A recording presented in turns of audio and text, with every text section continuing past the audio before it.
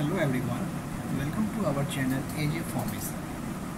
पिछले वीडियो में हमने डिस्कस किया था लेक्चर नंबर 5 जो कि हमारा था प्राइमरी और सेकेंडरी स्टैंडर्ड। इस वीडियो में हम डिस्कस करेंगे लेक्चर नंबर 6 जिसमें हम डिस्कस करेंगे एरर की definition, what are the types of error and the method to minimise to it.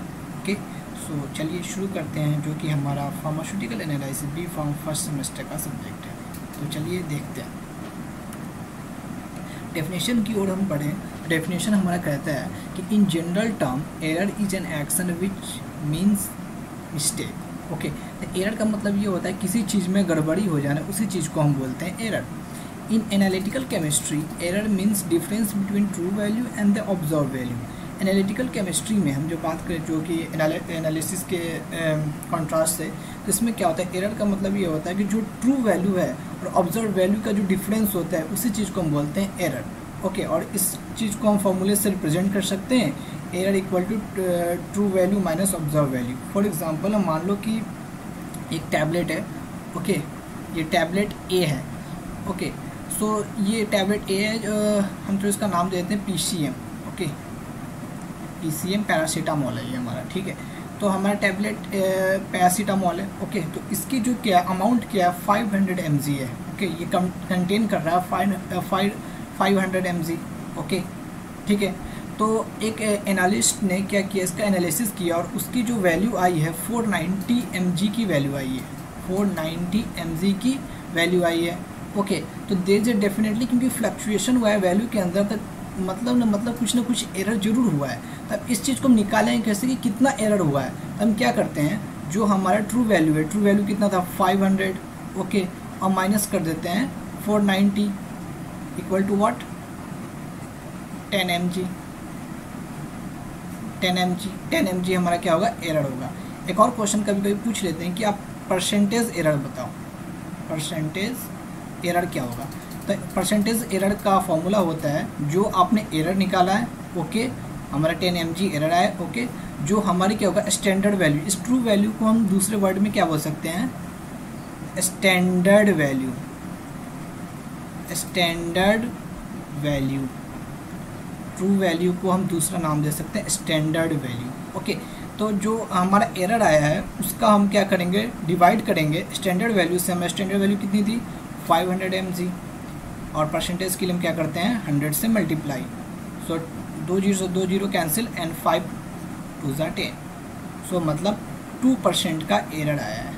Okay, तो इस तरीके से हम क्या कर सकते हैं, परसेंटेज एरर को कैलकुलेट कर सकते हैं। तो जैसे अभी मैंने आपको बताया कि जो एरर होता है क्या होता है, it's a difference between true value and the observe value. जितना भी हमने ऑब्जर्व किया है और ट्रू वैल्यू का जो बीच का जो डिफरेंस होगा उसी चीज़ को हम बोलेंगे एरर। अब हम देखते हैं कि सोर्स ऑफ एरर क्या क्या होते हैं। तो बात करें, सबसे पहला जो सोर्स होगा, पहला सोर्स होगा हमारा इम्प्रॉपर सैम्पलिंग। अगर हमने जो सैम्पलिंग की है किसी भी रिएजेंट की, केमिकल की, अगर इम्प्रॉपर सैम्पलिंग है तो डेफिनेटली वो क्या कर सकता है, एरर कॉज कर सकता है। ओके, दूसरा टर्म देखें, error during sample preparation. Definitely अगर हम किसी चीज़ का सैंपल प्रिपेयर कर रहे हैं, जैसे कि हमें मान लो कि 0.1 नॉर्मल NaOH बनाना है। ओके, हमने क्या किया, उसमें क्या किया, गलत ये कर दिया, वेइंग हमने गलत कर दिया। डेफिनेटली क्या हो सकता है, एरर आएगा कैलकुलेशन के टाइम में, तो ये भी हमारा हो सकता है सोर्स ऑफ एरर। दूसरा हो सकता है error by the analyst. Analyst से भी एरर हो सकते हैं, मान लो उसने क्या किया, गलत कैलकुलेशन कर दिए, तो यहाँ से भी एरर आ सकती है ना। फोर्थ की ओर चले तो हमारा है एरर बाय द इक्विपमेंट। अगर हमारा इक्विपमेंट अनकैलिब्रेटेड है तो क्या सकता है, वो भी एरर कर सकता है। अच्छा, कैलिब्रेशन का मतलब ये होता है कि it's the process of evaluating and adjusting the precision and accuracy of measurement equipment. जो भी पर्टिकुलर इक्विपमेंट है उसका क्या कर देना, हमने इवेल्युएशन कर देना और उसको मतलब कि मेक श्योर करना है कि उसकी जो वैल्यू आएगी हमेशा क्या होनी चाहिए, एक्यूरेट आनी चाहिए। ओके, और वो प्रिसीजन होना चाहिए। ओके, तो इस प्रोसेस को हम करते हैं। ठीक है, फार्मास्यूटिकल एनालिसिस में जो भी हमारे ग्लासवेयर यूज होते हैं, जो भी हमारे ग्लासवेयर यूज होते हैं उसको हम कैलिब्रेट करते हैं बिफोर द यूज। ओके, और कैलिब्रेशन करने के लिए हमें जो मेथड फॉलो करना है वो होता है हमारा SOP, that is standard operating procedure. ठीक है, इस चीज़ को फॉलो करके हम क्या कर सकते हैं, कैलिब्रेशन ऑफ द ग्लासवेयर करते हैं और तभी हम उसका यूज करते हैं। अगर हमारा ग्लासवेयर में ही अनकैलिब्रेटेड है तो वो भी क्या कर सकता है, एरर कॉज कर सकता है। जैसे यहाँ 5th टर्म में भी है, ठीक है। रिपोर्टिंग एरर, हमने रिपोर्टिंग भी गलत कर दी तो calculation error, okay. Error in method selection, अगर हमने मेथड ही गलत सेलेक्ट किया है तो डेफिनेटली वो एरर कॉज करेगा। Error during transport and storage, storage के भी टाइम में अगर मान लो कि जो हमारा रिएजेंट है या केमिकल है उसका जो हैंडलिंग है वो अच्छे तरीके से नहीं हो रहा है तो डेफिनेटली वो एरर कर सकता है, उसकी कंसनट्रेशन में चेंज आ सकती है। लास्ट टर्म की बात करें तो error due to laboratory equipment की वजह से भी कर सकता है, जैसे हमने ऊपर की भी टर्म में पढ़ा था। नेक्स्ट देखते हैं टाइप्स ऑफ एरर। दो टाइप से हम एरर को क्लासीफाई करते हैं। पहला होता है हमारा डिटरमिनेट एरर और दूसरा होता है हमारा इनडिटरमिनेट एरर, ओके। तो अब देखते हैं हमारा डिटरमिनेट एरर क्या होता है और इनडिटरमिनेट एरर क्या होता है। अब हम देखते हैं डिटरमिनेट एरर क्या होता है।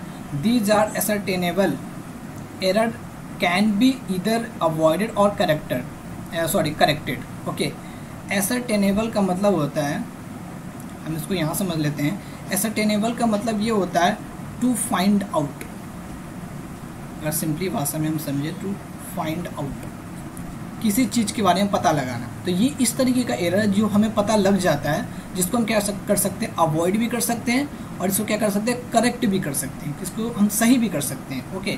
तो ये क्या हो सकता है, it is known to analyst, जो एनालिस्ट है जो पर्टिकुलर सैम्पलिंग कर रहा है, वह टाइट्रेशन कर रहा है, ओके, या एस्से कर रहा है, तो उसको ये एरर ये आसानी से डिटरमाइन हो जाती है और जिस वजह से वो क्या कर सकता है, इस चीज़ को अवॉइड भी कर सकता है और ये क्या कर सकता है, इसको करेक्ट भी कर सकता है। अच्छा, इस डिटरमिनेट एरर का ना दूसरा नाम होता है, इसको दूसरे नाम से बोलते हैं सिस्टमेटिक एरर। इसको दूसरे नाम से हम ये कर सकते हैं, रिप्रेजेंट कर सकते हैं, सिस्टमेटिक एरर। नेक्स्ट लाइन की ओर देखें।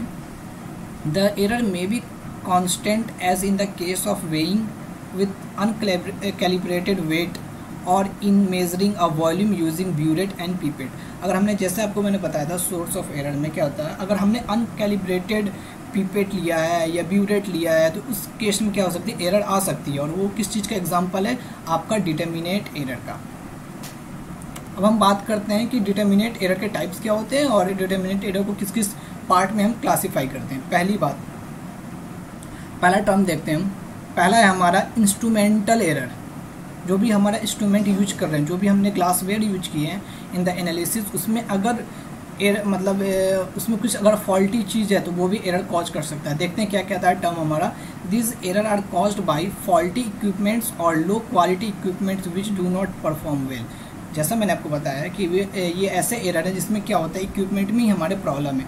फॉर एग्जांपल मान लो कि हमने कोई ये लिया, पिपेट लिया, ठीक है, और वो 5 ml का पिपेट है, ओके, 5 ml का पिपेट है, ओके। अब वो अनकैलिब्रेटेड है, ओके। तो हमने क्या किया, 5 ml उसमें से क्या किया, उस पिपेट का यूज करके रिएजेंट लिया है, ठीक है। इसमें से सैम्पलिंग ए सैंपल में से हमने 5 ml लिया है, ओके, और 5 ml का वो पिपेट भी है, ओके। तो क्या हो सकता है, अगर वो अनकैलिब्रेटेड है तो चांसेस ये क्या हो सकता है, जो हमने सैंपल लिया है मे बी वो हो सकता है 4.9 ही ml आए, और ये क्या करेगा, 4.9 ml आएगा तो डेफिनेटली ये क्या करेगा, हमारी जो कैलकुलेशन है उसमें कॉज कर सकता है, ठीक है। तो ये एग्जांपल होता है हमारा इंस्ट्रूमेंटल एरर का। अब हम बात करते हैं पर्सनल एरर। पर्सनल एरर क्या होता है, this error occur by person who are handling the method of analysis. जो एनालिस्ट है उससे अगर कोई एरर हो रहा है तो वो हमारा पर्सनल एरर में आएगा। इसका एग्जांपल क्या हो सकता है, सबसे बेस्ट इसका एग्जांपल हो सकता है, जैसे हमने वॉल्यूमेट्रिक कोई टाइट्रेशन किया है, ठीक है, वॉल्यूमेट्रिक टाइट्रेशन किया है तो उसमें क्या हो सकता है, जो कलर चेंज होता है, जैसे मैंने आपको बताया था कलर चेंज होता है इंडिकेटर के वजह से। तो क्या हो सकता है, एनालिस्ट ने अगर कलर चेंज को सही तरीके से नहीं आइडेंटिफाई किया है तो क्या हो सकता है, वहाँ पर डेफिनेटली एरर का कॉज हो सकता है। पहला चीज़ तो ये। दूसरा चीज़ क्या कि कैलकुलेशन में रॉन्ग आ जाए। अगर जो एनालिस्ट है उसने क्या किया है, रॉन्ग कैलकुलेशन किया है। क्या किया है, रॉन्ग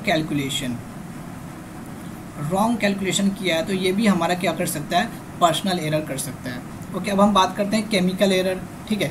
तो केमिकल एरर को दूसरा नाम से भी हम बोल सकते हैं, ओके। आपको ना सारे टर्म याद होने चाहिए कि दूसरा नाम क्या है, क्योंकि ऐसे क्या होगा ना, कंफ्यूज नहीं रहोगे। reagents error, okay.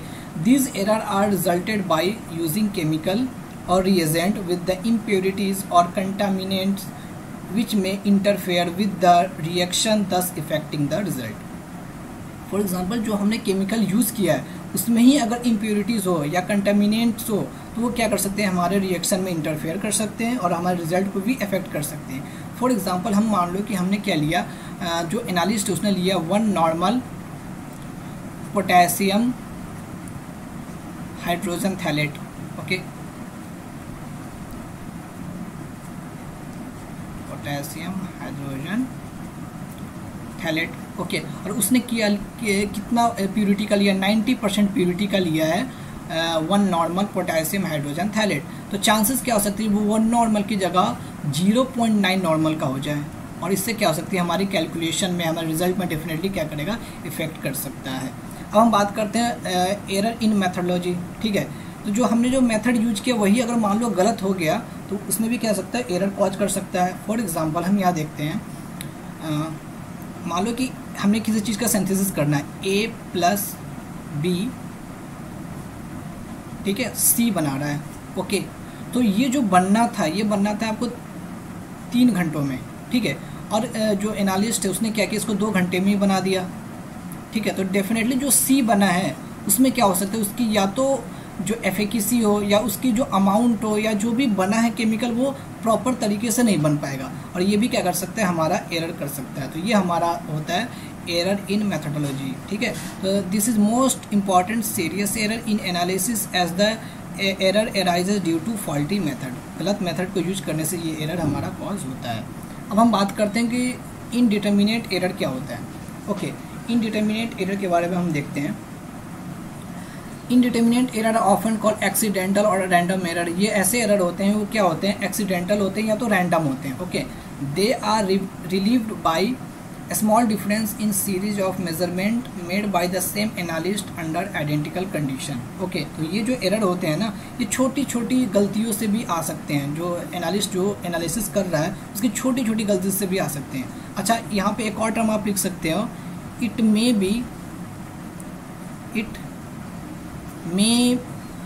Be known. जैसे मैंने आपको बताया था, डिटर्मिनेंट एरर जो होता है वो क्या होता है, एनालिस्ट को नोन होता है। इट मे बी नोन और नॉट, ये जो एनालिस्ट को पता भी नहीं होता या हो भी सकता है, ठीक है। ये मतलब ये थोड़ा एक्सेप्शनल केस में आता है, ओके। तो ये होता है हमारा इनडिटर्मिनेंट एरर। अब हम बात करते हैं जो हमारा एरर है उसको हम मिनिमाइज कैसे कर सकते हैं। सबसे पहली चीज़ हम बात करते हैं इंस्ट्रूमेंटल एरर में। These errors can be minimized by checking thoroughly the equipment used for analysis before starting of analysis, ठीक है, of any analysis, ठीक है। तो जो भी एरर हम यूज कर रहे हैं, ठीक है, सॉरी, जो भी इंस्ट्रूमेंट यूज कर रहे हैं एनालिसिस के टाइम में, ठीक है, तो जो हमारे इंस्ट्रूमेंट क्या होने चाहिए, बहुत ही मतलब हम उसको अच्छे से चेक कर लें कि हाँ उसकी क्या है एक्यूरेसी और प्रिसीजन बहुत अच्छी है। एक्यूरेसी और प्रिसीजन आपके नेक्स्ट लेक्चर में आपको पता चलेगा क्या होता है कि हमारी जो ये ट्रू वैल्यू होती है, मतलब जो भी हो हमारे ट्रू वैल्यू में जितना क्लोजनेस आएगा उसी चीज़ को हम एक्यूरेसी बोल देते हैं, है ना। तो उस चीज़ को हम आगे में जरूर देखेंगे, लेकिन यहाँ पे हम देखते हैं कि क्या हमारा जो इंस्ट्रूमेंट होना चाहिए हम उससे बार बार देख लें कि उसकी क्या है, जो भी एफिकेसी है, जो भी वो यूज करने लायक है वो कैलिब्रेटेड हो और वो ठीक तरीके से काम करे, और उसके क्या हो रिजल्ट हमेशा क्या होना चाहिए, प्रिसीजन होना चाहिए, ओके। हम दूसरी बात करते हैं पर्सनल एरर। पर्सनल एरर को हम कैसे मिनिमाइज कर सकते हैं। Skilled person should be employed और the knowledge of the operator to perform analysis is to be insured prior to analysis, ठीक है। तो हम बात करें जो पर्सनल एरर उसको कैसे मिनिमाइज कर सकते हैं। जो भी हमारा एनालिस्ट होगा उससे हमें कैसा रखना होगा, वहाँ पे स्किल्ड पर्सन, वो क्या होना चाहिए, स्किल्ड पर्सन होना चाहिए जो भी एनालिसिस कर रहा है। उस तरीके से हम क्या कर सकते हैं, पर्सनल एरर को मिनिमाइज कर सकते हैं। केमिकल एरर की हम बात करें तो जैसा मैंने आपको बताया कि standard chemical from the authentic source without impurity must be used for the analysis. जो भी हम केमिकल यूज और रिएजेंट यूज कर रहे हैं इन द एनालिसिस वो क्या होना चाहिए, 100% प्योर होना चाहिए, ठीक है, और वो स्टैंडर्ड केमिकल होना चाहिए, ओके। हम बात करते हैं क्या होना चाहिए। फोर्थ में बात करें एरर इन मेथडोलॉजी, ठीक है। तो जो हमारे मेथड में प्रॉब्लम आ रही थी उस एरर को हम कैसे मिनिमाइज करें, ठीक है।